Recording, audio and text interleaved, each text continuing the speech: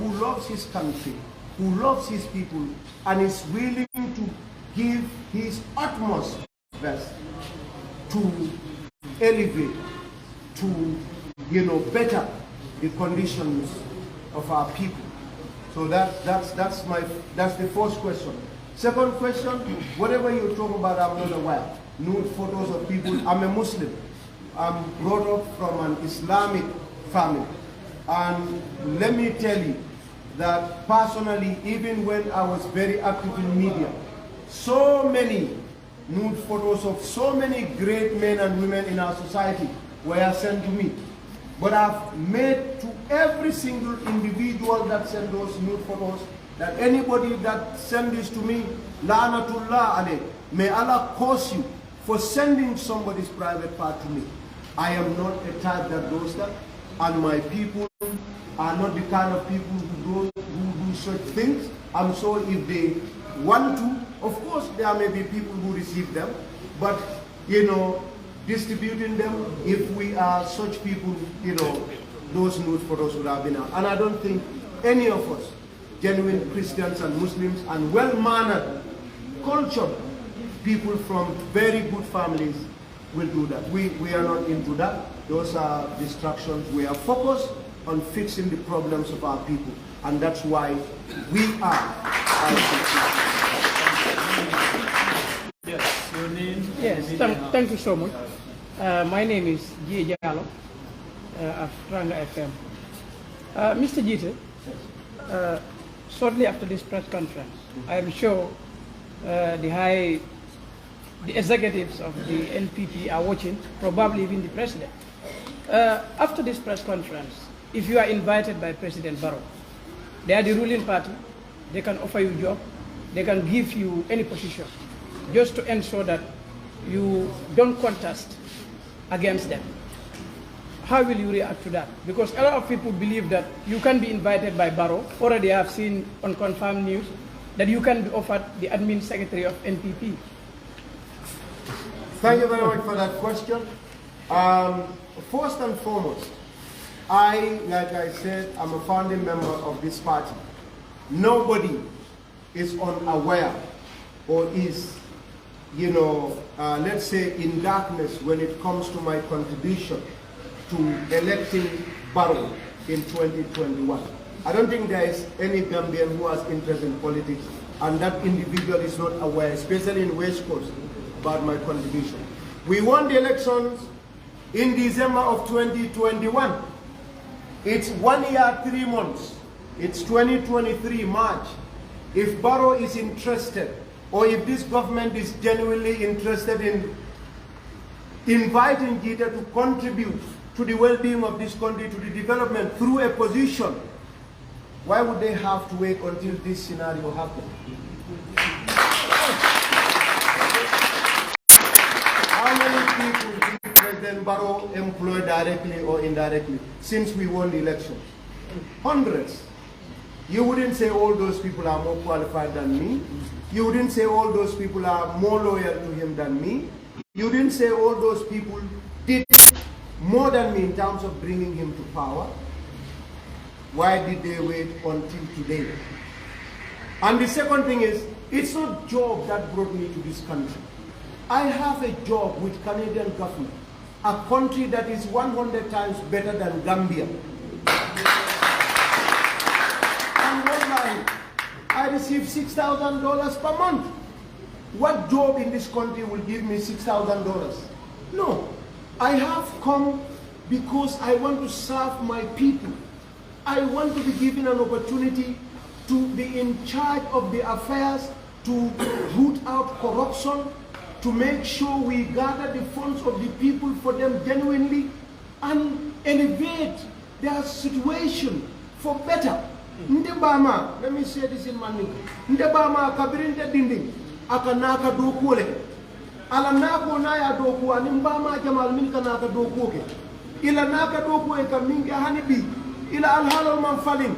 Ila situational man falling. Economically, money atinda. We do not have conducive environment created for them by the authorities. Many alloke tax do wale. Ndo lafta wale stop. Lafta nga marse ken do solo. lafta nga lopitaan kendol soto, lafta nga sila kendol soto, lafta nga scholarship opportunity di ndimola.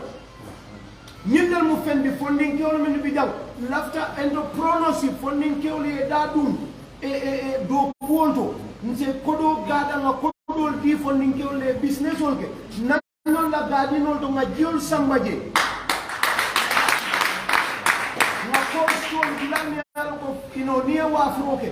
Ila firfe onaman sambil kama marsodo istano ya mabo ay lokunke wala karo ayatara mantinya ndonga ni miro ni sero ni karam ko la suba la kana wala kafo jo inde manna palasi nyinna ja manna palasi na. So just to conclude, if Barrow or anybody in the government wanted me to participate in building this country through an appointed position, they would have. But an interesting part of it is that if a founding member of NPP, as Ahmed Gitteh, can seek for a position through a democratic process against an individual who is unknown, who is not a member, and participated zero to the party, if that individual can be given Gitteh's victory, any offer that is made, the hate, the plot, whatever is in the background, which is, I know, is not out of goodwill, whatever the reason is that made these people steal my victory and gave it to my opponent who is not an MPP member, billahi, if they give me a job, it's going to be the same plot that they will have against me. I am in the party, and as far as we are concerned, once again, the plight of my people, the well-being of the people of West Coast is what I'm interested in. Whatever job they have, I am the winner. If two people go in for a competition, the winner goes away with the prize. If you sympathize or you like the loser, console the loser. Give the loser consolation prize. Whatever they want to give me, let them give me to see me. And give me back my flag there, my position that I want. I don't think they will invite me for this one. Because they know I'm not supposed to be invited to be giving a job. I'm supposed to be giving what I work hardest to achieve. And that is victory. Thank you. Yes. Mr. Gitteh, good afternoon. Yes. This is Olajuwon of Contemporary Media. It's a new online platform. You see yourself as a victim of political conspiracy against the backdrop of a denied victory that you secured during LPP's first nomination. Which may later have a dwindling effect on your campaign as an independent. Do you see any chance of victory from the chairman's election? Yes. If I do not see a chance of winning, I will not participate. So yes, I've always been the choice of the people. In fact, that was why I got 31 votes. I came to this country and spent 2 weeks here. My opponent was picked and prepared. A lot of money was given to ministers, cabinet ministers, to NPP executives, and in fact, to the governor of this region, and the chiefs were involved to politic for my opponent. But months, yes, she said, for months. In fact, delegates that went to vote that day were called at their various constituencies by chiefs in those regions that the president says, quote unquote, they should all vote for CDCC. But with all that, NPP members voted for me and I won. Okay. So, that shows the overwhelming majority of the party are with me because they don't know whoever they brought. He is not a member of NPP. Everybody in NPP knew about that. So, I have a very good chance of winning. Okay. Inshallah. Yes. I'm Joseph Mendy from Gunjuri, Janabada FM. My question is, looking at the Brikama Area Council, as you said, it's one of the biggest. It's the biggest, let me say. but also the fact to be told is one of the dirtiest councils so far. Right now, if you enter into the garage, you will think that there's no cleaning going on. If in case you are lucky to be elected as the chairman of Brikama Area Council, what are your mechanisms or what are your plans towards the management of this waste in the council here? Thank you. There's a wise saying that a healthy nation is a wealthy nation. And part of I have 9-point agenda. My policies and programs, I put them on the 9 categories. These will be available to journalists and to the members of the public when we are ready to hit the trade. One of them is about this garbage collection. In fact, I've already engaged people in this section, and within 100 days of my assumption of chairmanship, we're going to get these trucks and we are going to make sure that garbages are properly disposed and collected, and we are going to identify places in and around waste posts specifically for dumping garbages.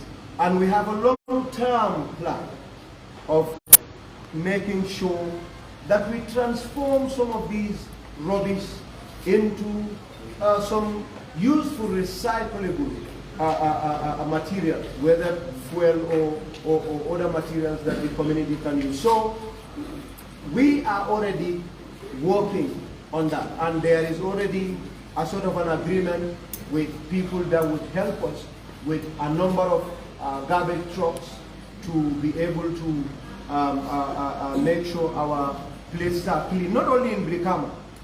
There are places that, there has never been, collectors of rubbish. People are paying 300, some 200 every other day. There are people that are paying $1,000, I understood, every 2 weeks. And it's unfortunate. And these are some of the reasons why Gitteh wants to come in, to make sure all those things, services, essential services of local government are delivered, are provided to our people. Thank you so much. Kemo Kanyi Kasa TV, corruption is one of the obstacles that is disturbing the people of this country. If, for instance, you are elected into this office, what are some of the mechanisms that you are going to take to make sure that you curb corruption within the Brikama area council?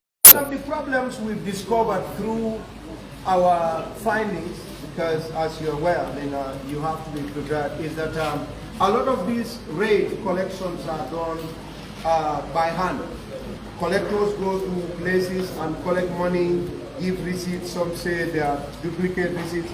We want to minimize physical contact with cars as much as possible.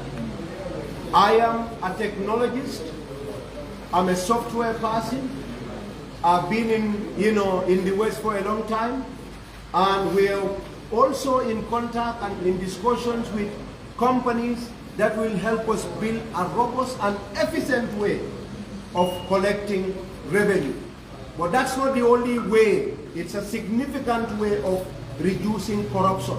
But the other way to reduce corruption is to give incentives to people, train them to be efficient, but also pay them good, collect good revenue, and pay them good money.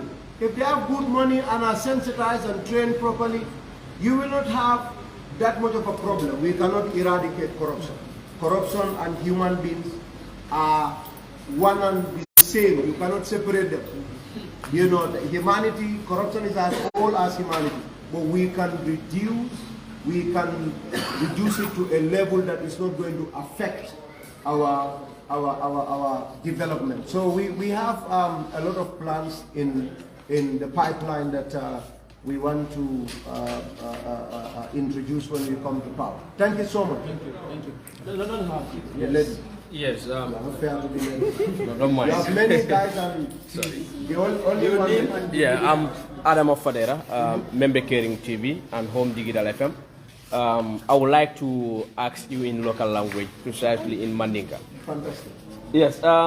Iya fo janko ila diamo la starting ko minister sotole aning safely many use pour que more induce pour que era opponent ning kawo winning for the second primaries ning the same ministers wolle betala cabinet ning falindiro manke a felen ngaje currently local government commissioner be kekan jamale allegation local commissioner ning ko is an witch hunt ya mena ni jite fanan gagné da nada the same ministers wolte the same project fanan plan for you.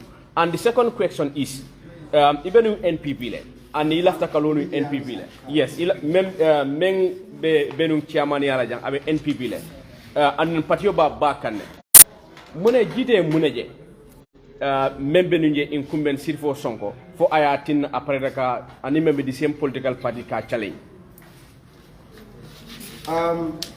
Question follow wala mu ni minister min betara je ni gagné la ni wala betara do ko foye min ken say ite o kala kote la da ni la ko nim politiko be keri nyo sabo ka so mo be se nyo saba ali du nyo bari nim politiko banta al kabo political party ya al kabo tole na mo hakili malti ale banko kan al kake minti wolon public servants mo la do kula wala yatinna ni